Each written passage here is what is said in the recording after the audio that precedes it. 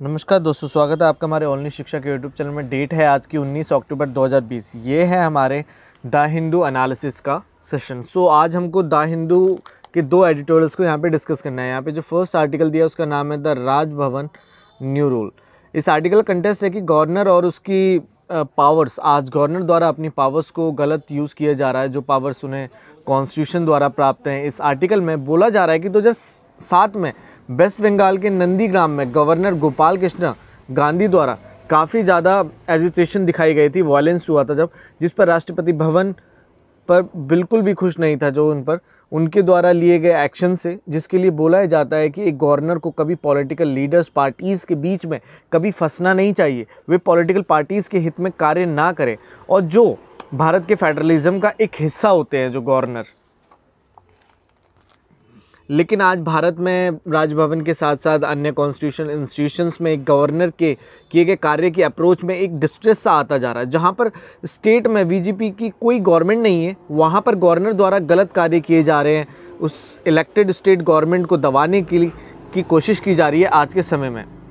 बोला जाता है कि ऑनरेबल जगदीप धनखड़ जी, जो वेस्ट बंगाल के गवर्नर हैं अभी इस समय में, जिनके द्वारा ऐसे ही कार्य किए गए थे सेंट्रल गवर्नमेंट के हित में, जहां पर स्टेट गवर्नमेंट को हटाने के कार्य किए गए उनके द्वारा, ऐसा ही कुछ अभी रिसेंटली में मुंबई के, महाराष्ट्र के गवर्नर के द्वारा कुछ कार्य किए गए जो स्टेट गवर्नमेंट को सिर्फ दबाते हैं, जिसमें गवर्नर द्वारा अपने पावर्स के दायरे से बाहर जाकर गलत यूज़ किया गया पावर्स को।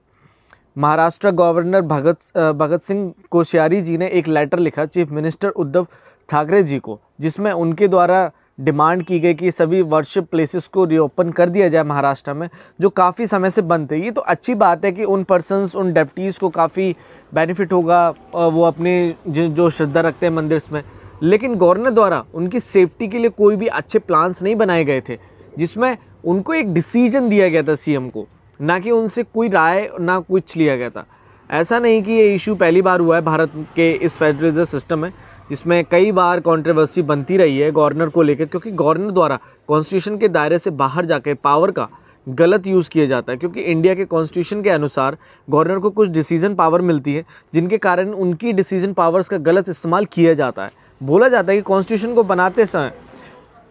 बनाते टाइम कॉन्स्टिट्यूशन फ्रेमर्स द्वारा गवर्नर के बारे में भी ध्यान दिया गया था, जिसमें यह डिसाइड किया गया था कि एक गवर्नर को कभी इलेक्टेड नहीं किया जाएगा, जैसे पॉलिटिकल पार्टीज़ को किया जाता है इलेक्शन द्वारा। क्योंकि इलेक्टेड करने से जो गवर्नमेंट स्टेट की होगी ना, वो अपने किसी पर्सन को गवर्नर की पोस्ट देगी, वो जो चुना जाएगा, जो सिर्फ काउंसिल ऑफ मिनिस्टर्स के हित में कार्य करेगा।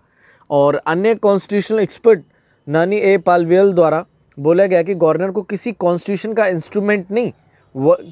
बल्कि एक ऐसा इंस्ट्रूमेंट होना चाहिए जिसके द्वारा मेंटेन किया जा सके सोसाइटी को, जहां पर फंडामेंटल इक्विलिब्रियम हो स्टेट गवर्नमेंट का और सेंट्रल गवर्नमेंट का और स्टेट्स के लिए, जहां पर गवर्नर द्वारा उनके द्वारा कॉन्स्टिट्यूशन को मैंडेट किया जाए स्टेट्स में, और जो भी गवर्नर राजभवन में अपॉइंटेड किया गया है उसकी अप्रोच विजडम की हो, जो पॉलिटिशियन से अपने आप को दूर रख कर कार्य करे। लेकिन ऐसा होता ही नहीं है आज की डेट में। लेकिन ये पास्ट की अप्रोच हुआ करती थी एक गवर्नर के लिए, लेकिन आज पॉलिटिक्स और पॉलिटिशियन दोनों ही इतने ज़्यादा स्ट्रेंथन हो रहे हैं, जिसमें सिर्फ पावर के लिए, जिसके कारण ज़्यादा गवर्नर उन्हीं के लिए कार्य करते हैं। आज यूनियन गवर्नमेंट द्वारा गवर्नर को अपॉइंटेड किया जाता है, वो सेंट्रल गवर्नमेंट से ताल्लुक़ रखते हैं, जिसके कारण वे से सेंट्रल गवर्नमेंट के हित में कार्य करते हैं, जिससे पावर बढ़ती है एक सेंटर की, और स्टेट के गवर्नमेंट के रूल्स एंड लॉज को हटाया जाता है धीरे धीरे करके। जैसा कि गवर्नर की डिसीजन पावर्स के आधार पर चीफ मिनिस्टर्स के प्रपोजल को खारिज किया जाता है। एक सीएम को कई बार अपनी मेजॉरिटी को उन डिसीजन पर शो करना पड़ता है। गवर्नमेंट द्वारा एक सीएम को डिसमिस किया जा सकता है, जिससे एक गवर्नर द्वारा वहाँ पर प्रेसिडेंट रूल को स्थापित किया जा सकता है। जो ये सब कार्य सिर्फ सेंटर के हित में किए जाते हैं एक गवर्नर द्वारा, जहाँ पर इस पूरे फेडरल सिस्टम की नींव को नष्ट किया जाता है, जो इंडिया का एक हिस्सा है।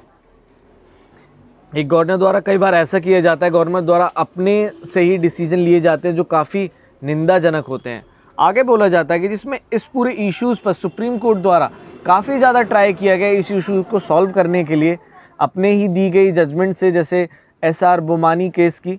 जिससे रिस्टोर किया जा सके उन ऑर्डर्स को, लेकिन जिनसे कुछ भी नहीं किया जा सका, जिससे एक गवर्नर को कभी रोका ही नहीं जा सकता था अपनी कॉन्स्टिट्यूशन पावर का इस्तेमाल करने से गलत। जैसे कि एक गवर्नर द्वारा एक बजट के लिए अपने एक्सेप्टेंस नहीं दी गई थी एक बार,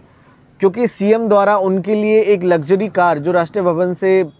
अप्रूवल होनी थी उसके लिए अप्रूवल नहीं दिया गया था सीएम से, जिसके लिए गवर्नर द्वारा भी बजट पर अपना एक एक्सेप्टेंस नहीं दिखाई गई थी सीएम के। और जिसमें एक गवर्नर और सीएम के बीच में हमेशा से ही अनबन सी बनी रहती है, हमेशा हर साल देखने के लिए मिलती है। आज सेंट्रल गवर्नमेंट द्वारा हर एक इंस्टीट्यूशनल पर अपनी पावर को इंक्रीज़ किया जा रहा है। आज नॉन बीजेपी स्टेट्स में गवर्नर एक इंस्ट्रूमेंट की तरह कार्य करते हैं जो सिर्फ सेंटर के गवर्नमेंट के लिए कार्य करते हैं, जो अपनी पावर्स का गलत इस्तेमाल करते हैं। जैसे कि कोलकाता राज भवन में गवर्नर द्वारा किया गया, सिर्फ पार्टी के इंटरेस्ट के लिए ही गवर्नर द्वारा कार्य किए जा रहे हैं, जिसमें आज एक गवर्नर की कॉन्स्टिट्यूशन सीमा है ही नहीं जिससे इन्हें रोका नहीं जा सकता, जो सिर्फ पॉलिटिकल विल्स के लिए कार्य करते हैं। आज चीफ मिनिस्टर के लिए ज़्यादा से ज़्यादा हॉस्टाइल दिखाया जा रहा है कुछ गवर्नर द्वारा, कुछ डेलीगेशन द्वारा, जिसमें गवर्नर द्वारा कुछ किया ही नहीं जाता और सिर्फ डेलीगेशन रिप्रेजेंटेशन भेजे जाते हैं। आज महाराष्ट्र गवर्नर द्वारा आज फिल्म एक्ट्रेस के साथ में फ़ोटोग्राफ्स की इच्छुक रखते हैं वे लोग, लेकिन जो chief minister Thackeray Maharashtra CM विरुद्ध में हमेशा से ही गलत बोलते हैं, फॉल्टी वर्ड्स को बोले जाते हैं मीडियाज़ में। और वेस्ट बंगाल की बात करें तो वेस्ट बंगाल गवर्नर द्वारा बोला जाता है कि पुलिस ऑफिशियल्स और ब्यूरोक्रेट्स को अपनी ड्यूटीज़ पब्लिक सर्वेंट्स की तरह निभानी चाहिए, ना पॉलिटिकल वर्कर्स की तरह। लेकिन जो दूसरी साइड पर मीडिया में वह हमेशा स्टेट गवर्नमेंट के अगेंस्ट में पाए गए हैं। आज गवर्नर ही एक स्टेट गवर्नमेंट के महत्व को कम करते नज़र आ रहे हैं। आर्टिकल 167 के अनुसार कॉन्स्टिट्यूशन द्वारा एक गवर्नर को अनुमति है कि स्टेट के एडमिनिस्ट्रेशन अफेयर्स में डिसीजन लेने की, लेकिन यूनियन होम मिनिस्टर के इशारे पर डिसीजन लिए जा रहे हैं, जो पूरी तरह शो करता है कि एक गवर्नर की पार्टीशन आइडियोलॉजी को, जो सिर्फ एक हित में कार्य करता है सेंटर के, जो वेस्ट बंगाल के गवर्नर और गवर्नर मुंबई कोश्यारी द्वारा अभी किया जा रहा है। लेकिन आज महाराष्ट्र गवर्नर द्वारा खुद से डिसीजन लेना, जो सेक्युलर तो था लेकिन जो काफ़ी अनवैल्यूएबल था सीएम के प्रति, जो सीएम को कम महत्वता देता है। इस पूरे इश्यूज़ पर प्रेसिडेंट ऑफ इंडिया द्वारा महाराष्ट्र गवर्नर के साथ इस सेक्युलर पर बात होनी चाहिए, जो राष्ट्रपति भवन की एक रिस्पेक्ट को ख़त्म करता है। सेक्युलरिज्म एक बेसिक हिस्सा है कॉन्स्टिट्यूशन का, जिसके द्वारा गवर्नर को शपथ दिलाई जाती है प्रिजर्व, प्रोटेक्ट और डिफेंड करने की कॉन्स्टिट्यूशन को। सेक्युलरिज्म को कभी भी रिप्लेस नहीं किया जा सकता कॉन्स्टिट्यूशन से, लेकिन जिसका गवर्नर द्वारा गलत यूज़ किया जा रहा है, उनके द्वारा लेटर्स में अभी जो लिखा गया था उनके लिए, इस सेक्युलरिज्म को, जिसे केशव नंदा भारती केस से हिस्सा बनाया गया था कॉन्स्टिट्यूशन का, जिसमें 42 अमेंडमेंट करके कॉन्स्टिट्यूशन के प्रीएम्बल में सेक्युलर शब्द को जोड़ा गया था। लेकिन आज इसी सेक्युलरिज्म का गलत यूज़ किया जा रहा है पॉलिटिकल पार्टीज़ द्वारा, जो सेंट्रल गवर्नमेंट को ज़्यादा स्ट्रॉन्ग बनाती है। अंत में बोला जाता है कि आज इन गवर्नर्स द्वारा इन कॉन्स्टिट्यूशन पावर का गलत इस्तेमाल करना, जिससे भारत के फेडरल सिस्टम को ख़त्म व अपनी अप्रोचेस के बारे में पता चलता है उनके कार्य के प्रति में उन गवर्नर्स की।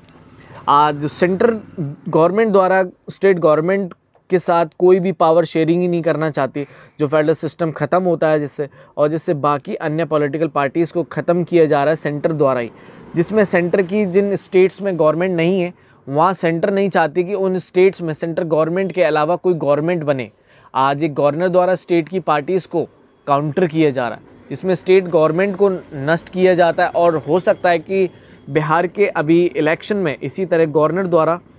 कुछ गलत कार्य किए जाएं, जिससे सेंटर को बढ़ावा मिलेगा वहाँ पर। आज इन इश्यूज़ को रिजॉल्व किया जाना चाहिए जो पॉलिटिकल्स को इंस्टेबल बना रहे हैं, जैसे कि 1980s में इंदिरा गांधी द्वारा किया गया था नॉन कांग्रेस गवर्नमेंट को हटाने के लिए पास्ट में,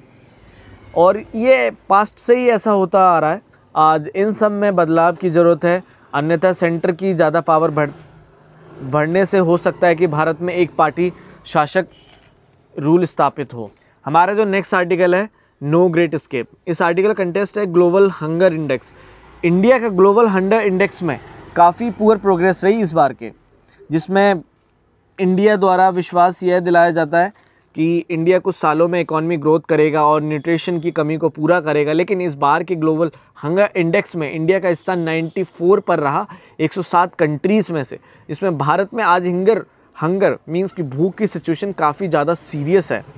और भारत का स्कोर 27.2 रहा, जो काफ़ी ज़्यादा बेकार है ब्रिक कंट्रीज़ के मुकाबले, और जो काफ़ी ज़्यादा दुखमय रहा कि उन कंट्रीज़ के मुकाबले में जैसे पाकिस्तान, श्रीलंका, बांग्लादेश, नेपाल, जिनकी कोई इकॉनमी ज़्यादा स्ट्रेंथन नहीं है, जैसी कंट्रीज़ में भी इंडिया का हंगर इंडेक्स में सबसे पीछे स्थान रहा। इन कंट्रीज़ द्वारा अच्छे से ध्यान दिया गया अपने देश में लोगों के न्यूट्रिशन डाइट पर, इनकी इकॉनमीज़ कम होने के कारण भी। ग्लोबल हंगर इंडेक्स को डेवलप किया जाता है, जिसमें प्रत्येक पर्सन के हाइट और वेट के अनुसार अनुमान होता है कि एक पर्सन को कितना डाइट प्राप्त हो रहा है, जिसमें पॉपुलेशन के इनसफिशिएंट कैलोरी डेटा मिलता है और कितने चिल्ड्रंस की हर साल मौत हो जाती है 5 ईयर्स के अंदर, ये सब डेटा प्राप्त होता है। कई बार इस इंडेक्स में दिए गए स्कोर्स को इंटरनेशनल एजेंसीज़ द्वारा, जिसके लिए उन एजेंसीज़ को क्रिटिसाइज़ किया जाता है गलत वेट चूज़ करने के लिए इस इंडेक्स में, जिसके आधार पर कंट्रीज़ को स्कोर दिया जाता है, जिसमें सोशल डिटर्मिनेंट और जेनेटिक्स भी इंक्लूड होते हैं। लेकिन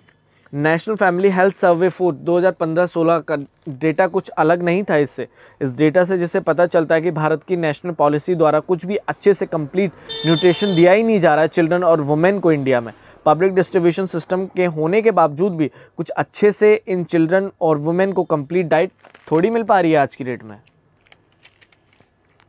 और दूसरी साइड कंट्री को अच्छी कैलोरीज नहीं प्राप्त हो रही हैं और अन्य डाइट से जो कंट्री द्वारा शो किया जाता है, और जो कंट्रीज़ में पहले से ही प्रॉब्लम थी न्यूट्रिशन को लेकर, आज इस पेंडेमिक के आने से और ज़्यादा सिचुएशन ख़राब हुई है। और आज फूड इन्फ्लेशन, फूड की महंगाई इतनी ज़्यादा बढ़ गई है जिसके कारण पर्सन द्वारा कम से कम मनी को इस्तेमाल किया जा रहा है फूड पर। नेशनल फैमिली हेल्थ सर्वे के अनुसार 5 साल के हर एक चिल्ड्रन में कम हाइट की कमी पाई गई है और कंप्लीट न्यूट्रिशन ना मिलने के कारण जो आज 38% तक प्रॉब्लम पाई जाती है इन बच्चों में, और वेट की प्रॉब्लम 21% तक पाई जाती है न्यूट्रिशन ना मिलने के कारण चिल्ड्रंस में। आगे बोला जाता है कि इन डेटा में कुछ प्रोग्रेस को शो किया गया है, जिसमें 10% तक पॉइंट कम हुए हैं वेट और हाइट की प्रॉब्लम्स में पिछले पास्ट के मुकाबले में, जिसमें इकॉनमीज़ में ग्रोथ हुई थी अच्छी सी और सोशल डिविडेंड को बढ़ाया गया था। लेकिन आज ग्लोबल हंगर इंडेक्स की रैंक के अनुसार अभी बहुत सारे कार्यों पर काम करना होगा इंडिया को, जिससे इस हंगर की प्रॉब्लम्स को ख़त्म किया जाए और जो उन प्लेसेस, उन पर्सन्स को भी बेनिफिट दिया जा सके नेशनल फूड सिक्योरिटी एक्ट के तहत, जहां पर न्यूट्रिशन की कमी पाई जाती है। पब्लिक डिस्ट्रीब्यूशन सिस्टम में न्यूट्रिशन हंगर की कमी को सीरियल द्वारा ही नहीं, सिर्फ दालें देकर ही नहीं पूरा किया जाता, बल्कि अन्य डाइट्स द्वारा भी दिया जाना चाहिए। उन डाइट्स में फैट्स, न्यूट्रिशन और माइक्रो न्यूट्रिएंट्स हो जो सभी पर्सन को मिल सके उनकी डाइट्स में। लेकिन आज सेंटर द्वारा इन सब पर अच्छे से ध्यान नहीं दिया जा रहा, जिस कारण ये प्रॉब्लम बढ़ती जा रही है। आज पीडीएस में फ्रॉड इतना ज़्यादा हो रहा है जिसके कारण एक डिसेबल पर्सन और एक एल्डरली पर्सन्स को अच्छे से उनके फूड डिस्ट्रीब्यूशन नहीं मिल पाता, जिसके लिए बायोमेट्रिक सिस्टम वेरिफिकेशन को लाया जाए, जिससे कि हर एक प्रत्येक पर्सन को सीरियल्स, हर एक चीज़ मिल सके राशन शॉप से,